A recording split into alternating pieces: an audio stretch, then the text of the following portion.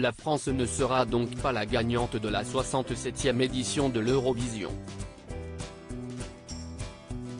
Placée en 16e position dans le concours, Lazara a beaucoup fait parler d'elle, non pour son show mais pour son comportement. Elle s'est expliquée. Les jeux sont faits. La 67e édition de l'Eurovision a sacré Loreen, Suède, grande gagnante avec sa chanson Tattoo. Il s'agit de la seconde victoire pour l'artiste qui avait déjà gagné le concours en 2012.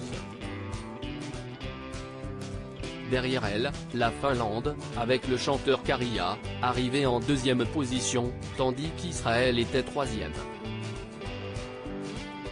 Plus loin derrière, Lazara est arrivé à la 16e place du classement sur un total de 27 pays en compétition.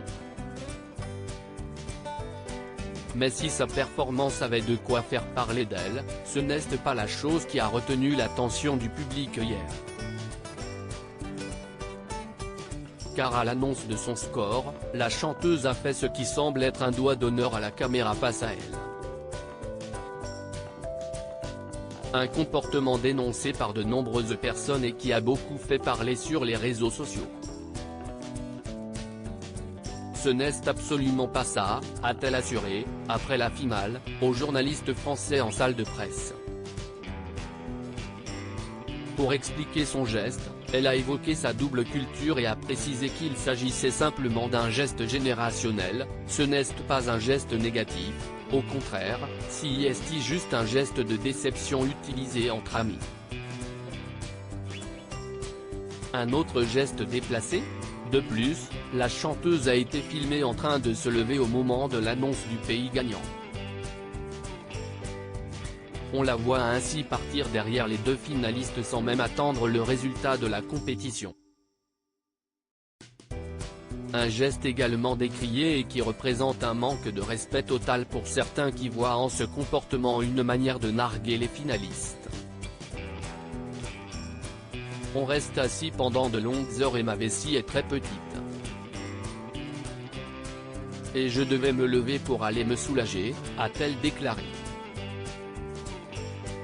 Malgré tout, Lazara a confié être très fière de son show et d'avoir pu amener une scénographie assez grandiose représentant à son sens la France.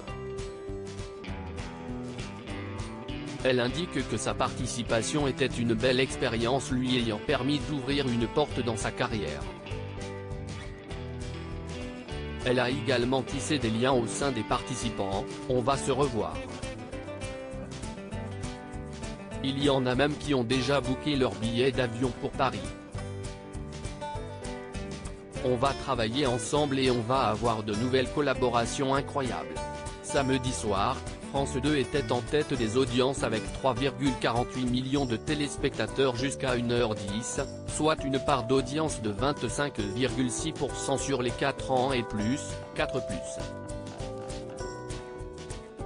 La chaîne est leader sur la cible commerciale avec 31,2% de part de marché auprès des femmes responsables des achats de moins de 50 ans.